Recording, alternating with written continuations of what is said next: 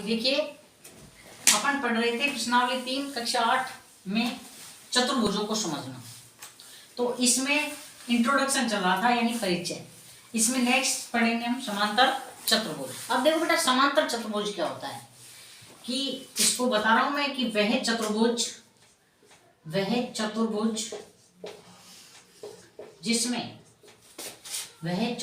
जिसमें आमने सामने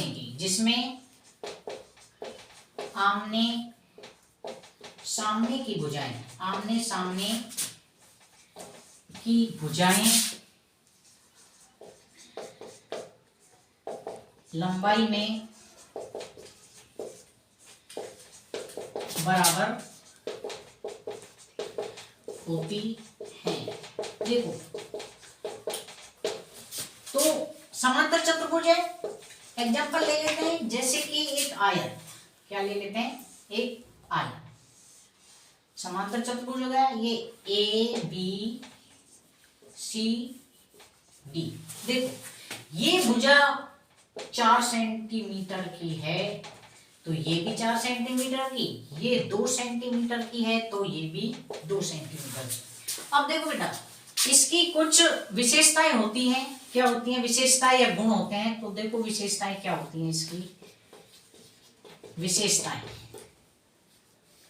देखो बेटा, समांतर चतुर्भुज की क्या क्या विशेषताएं होती हैं। एक तो सम्मुख कोण बराबर होते हैं। सम्मुख कोण बराबर, फर्स्ट विशेषता है सम्मुख कोण बराबर। सम्मुख कोण समझ रहे हो? आमने सामने के कोण क्या होते हैं? बराबर। दूसरी विशेषता होती है सम्मुख भुजाएं बराबर। तीसरी विशेषता होती है, क्या होती है भाई तीसरी विशेषता? फर्स्ट तो सम्मुख कोण बराबर, सम्मुख भुजाएं बराबर, और जो विकर्ण होते हैं वो एक दूसरे को क्या करते हैं? लंब समद्विभाजक करते हैं। विकर्ण एक दूसरे को समद्विभाजक करते हैं। समझ गए आप? तो विकर्ण होते हैं, विकर्ण एक दूसरे को समद्विभाजक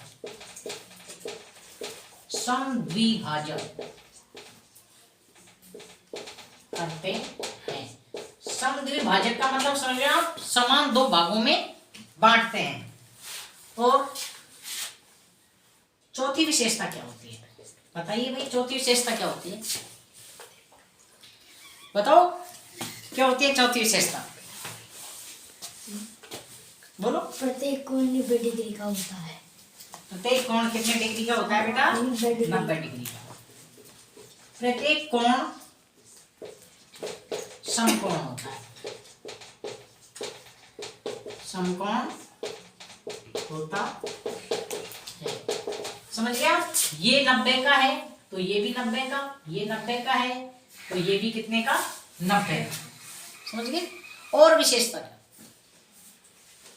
देखो, ए बी समांतर है बीसी के, ये भी विशेषता हो गई।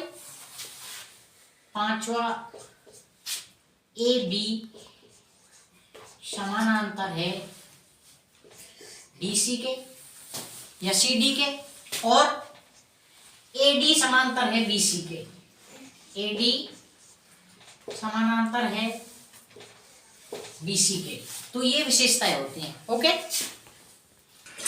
देखिए बेटा, नेक्स्ट जो इंट्रोडक्शन आता है वो आता है समचतुर्भुज का। कि समचतुर्भुज क्या होता है? जैसा कि नाम से ही स्पष्ट हो रहा है, सम मीन्स समान, चतुर्भुज भुज मीन्स जिसमें समान भुजाएं हो, मतलब जिसमें समान 4 भुजाएं हो। चतुर्भुज मीन्स क्या होता है? जिसमें 4 भुजाएं हो। तो इसकी डेफिनेशन लिख लो कि ऐसा चतुर्भुज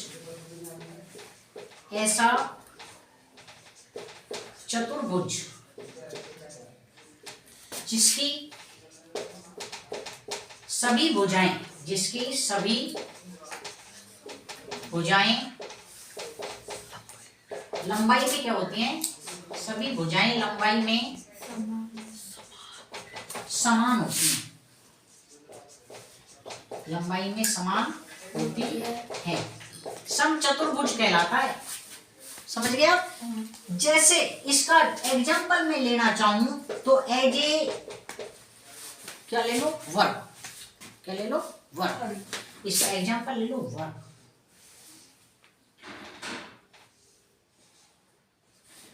वर्ग ले लो। जैसे ये 2 सेंटीमीटर की एक भुजा है, तो ये भी 2 सेंटीमीटर, ये भी 2 सेंटीमीटर, ये भी 2 सेंटीमीटर। अब देखो बेटा, इसकी भी क्या होती हैं, कुछ विशेषताएं होती हैं। क्या होती हैं? विशेषताएं या गुण। इसकी भी कुछ विशेषताएं होती हैं। देखो, फर्स्ट विशेषता क्या है बेटा, इसमें भी सम्मुख कोण क्या होते हैं, समान। सम्मुख कोण समान। सम्मुख का मतलब समझ रहे हो, आमने सामने के कोण समान होते हैं। ठीक है। दूसरी विशेषता देखो, सभी भुजाएं समान होती हैं। सभी भुजाएं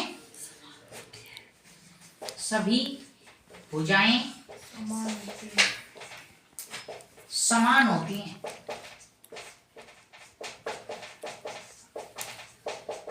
तीसरी विशेषता है, जो इसके विकर्ण है ना, आपस में लंब समद्विभाजक। इसके विकर्ण आपस में, विकर्ण लंब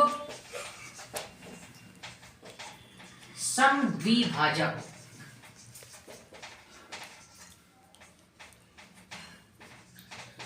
होते हैं। और एक विशेषता और है बेटा, वो इधर लिखा देता हूं। वो चौथी विशेषता है कि प्रत्येक कोण कितने डिग्री का होता है, 90 डिग्री का, यानी समकोण होता है। प्रत्येक कोण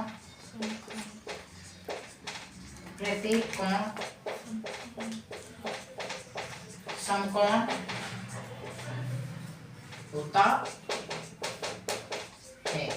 ओके बेटा। देखो भाई, नेक्स्ट इंट्रोडक्शन में आता है आयत।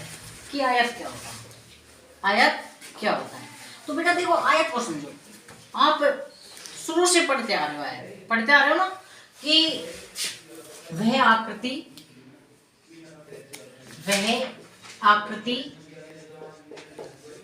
जिसकी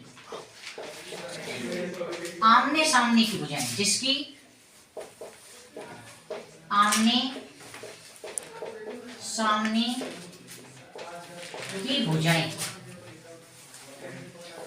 सामने की भुजाएं बराबर होती हैं, आयत कहलाता है।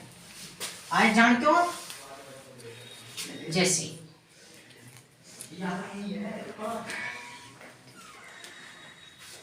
ये भुजा यदि 5 सेंटीमीटर है ना, तो ये भी 5 सेंटीमीटर।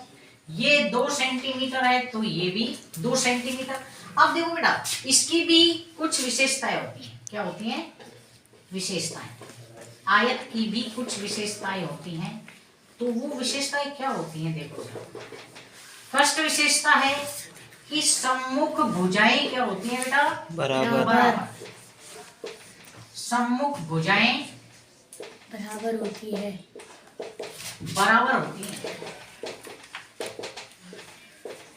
प्रत्येक कोण समान। दूसरा है, प्रत्येक कोण 90 डिग्री का होता है। समकोण होता है। प्रत्येक कोण समकोण होता है।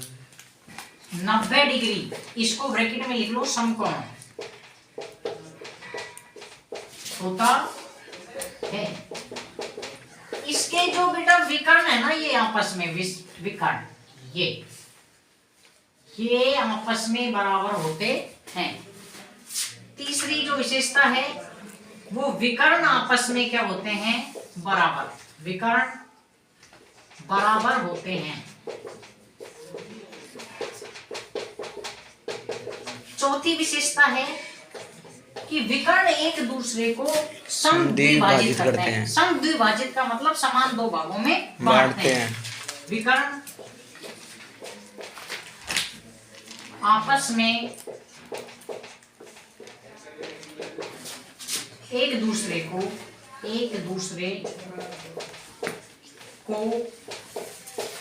समद्विभाजित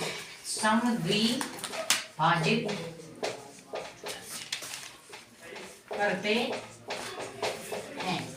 समद्विभाजित का मतलब समझ लो आप, समान दो भागों में बांटते हैं। तो ये हो गए यहाँ पे आयत। ओके।